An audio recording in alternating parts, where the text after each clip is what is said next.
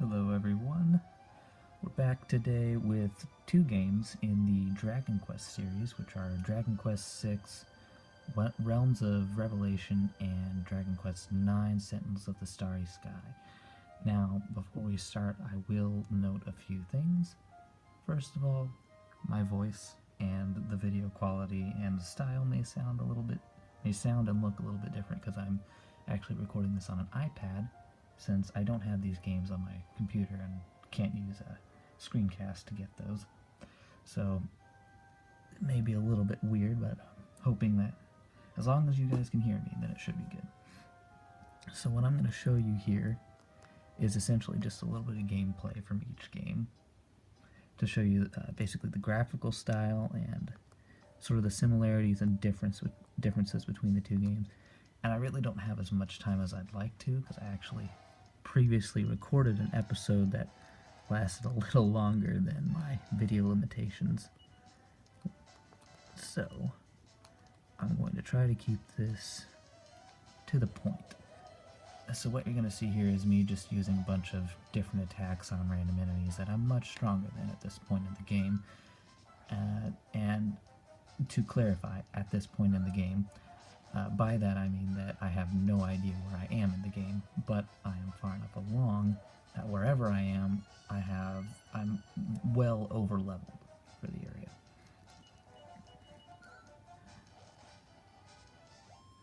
So yes, just basic attacks are destroying my enemies at this point.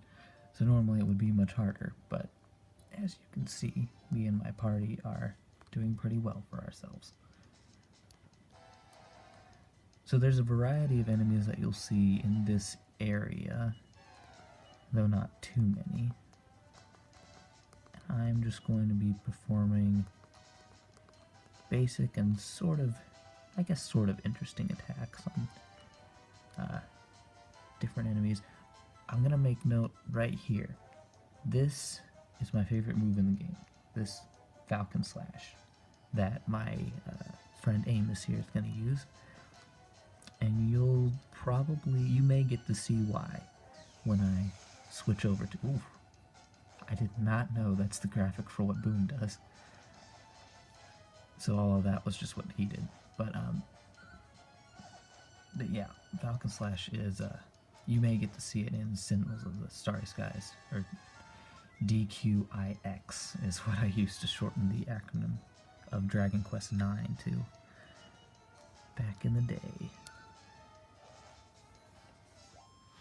Yes, it's one of my favorite attacks because of the many interesting things you can do with it, including having the highest and most powerful attack out of anything else in the game, based on how you use Falcon Slash.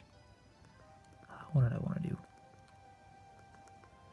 Might as well mid-heal Nevan? I don't know how to say his name. And I'm not even going to really attempt to try any other way. Let's do one more battle real quick, see what else we can drum up. Let's make sure I'm getting this in frame here. I'm at a very weird angle. If you could see my setup right now, you would laugh. Let's see, what can this guy do? Frenzy? Oh, that does not seem like a good thing to do. Indiscriminate attack against friend and foe alike. Windsickles. Yeah, let's do that. That looks like a group attack. Roundhouse kick? Gust slash. Yeah, gust slash. Let's do that on you. And we'll give you Sizzle. Yes, this should look pretty cool. Whoa. Eliminated them. Absolutely destroyed them. Oh, someone leveled up. That's new. Yeah, as you can see, those are some of the stats that are useful in the game's code, which is something that I'm personally learning about. But enough of me. On to actual games.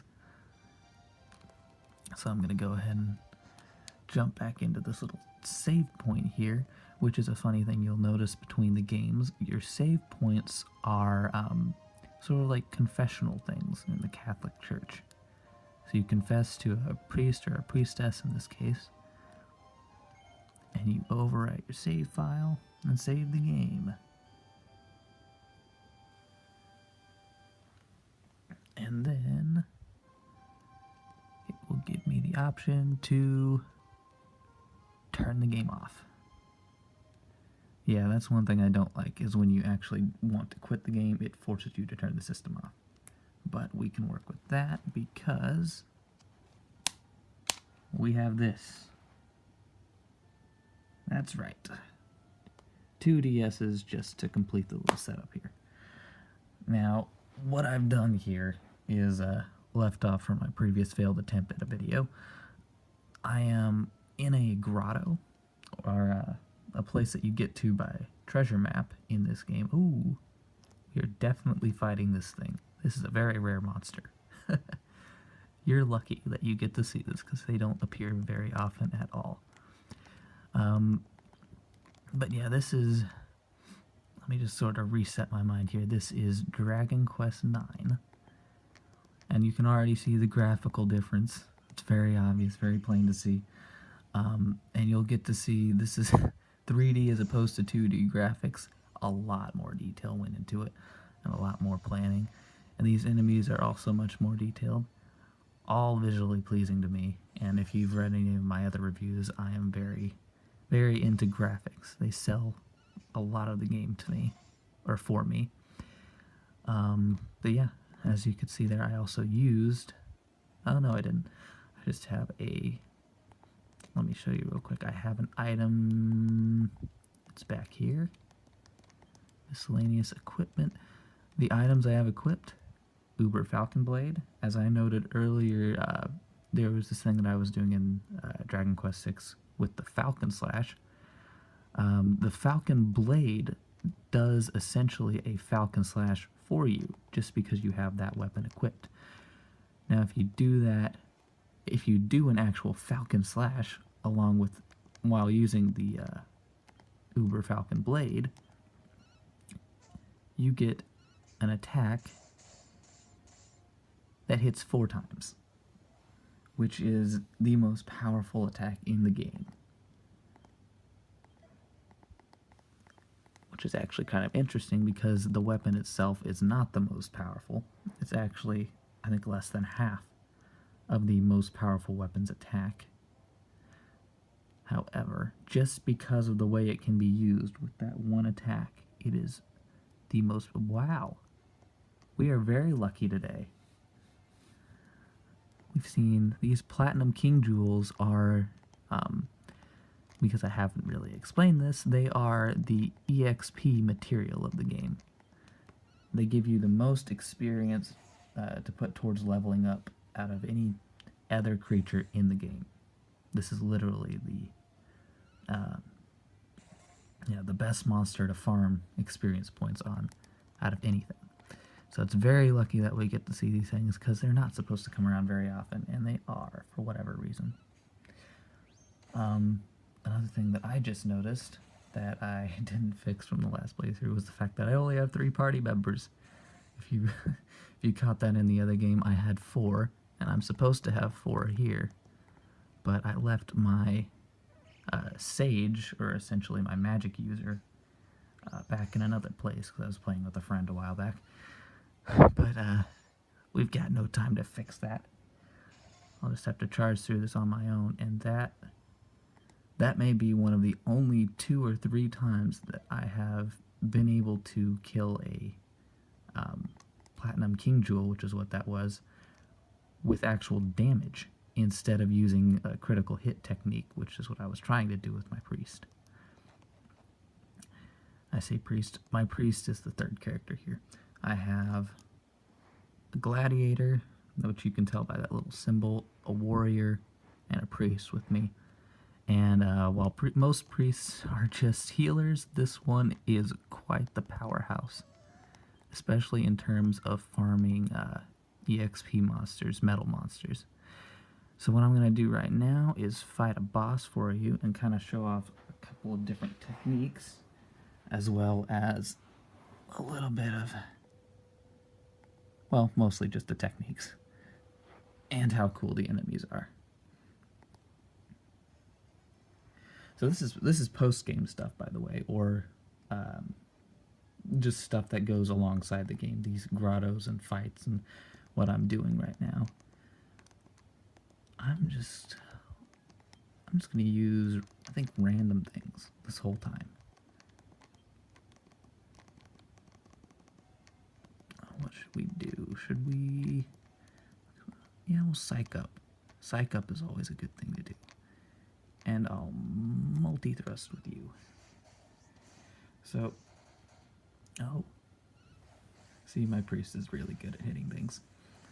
And then I'm just kind of showing off to you some of the cooler moves that my characters can do at this moment. It would be even more interesting if I had my mage with me to show you some of the really powerful, oh, that's not helpful. That's not helpful at all. That is really unlucky, actually. Because you can see what that does. It just completely removes my turn from me. Okay, I'm gonna show you a very powerful attack if I can get up to that point. By egging on my characters and using the move Psych Up, I am increasing their power, or for whatever they decide to do, whether they decide to heal or whether they decide to defend or attack something. And see, this particular enemy can use the same sort of move. And it will, if I, oh, nope, not him. If I do this right, we can reach this sort of super state where we do a ton of damage. Hoping that I can kill this thing pretty quickly. I'm running a little bit long with the video. 50, please work on this turn. Nope, didn't work. I'm pressing my luck with this thing because if this monster, Hamable is his name, if he, shoot, nope, I want this. If he uses that move where he incapacitates me again, then I might not be able to finish this battle. At least quick enough for video length to matter. But it's just going to reset that tension that I've been building to 0, and then I will have essentially wasted 2 or 3 turns of just using that one Psych Up move. I'm also hoping that I don't immediately kill him with these attacks, because I do, as you can see, a lot of damage to my enemies. Do it? Yes! Alright, so this next turn is about not losing that tension before... Yes, okay, we're good. What we're gonna do here is I'm gonna make sure that my friend Draxel gets to attack. So he's gonna use Forbearance to protect everyone from getting hit, while I go back here and use my most powerful move, Falcon Slash, and you use something interesting. Why don't you do a Body Slam? And do absolutely nothing. And you do that, and hopefully we kill him here. Yep. If you saw that, that was over 3,000 points of damage. That's part of this game that I love. Is just you can do ridiculous things if you're either very lucky, very skilled, or very strategic. And it's very versatile in the way it's built and designed for me to be able to do that stuff with tension and things. Ooh, I got a new map. That's always good. But yeah, so that's kind of a little look at Dragon Quest IX and Dragon Quest VI. And I hope you guys liked it. I'll catch you guys next time when I have more time. But yeah, I'll see you around.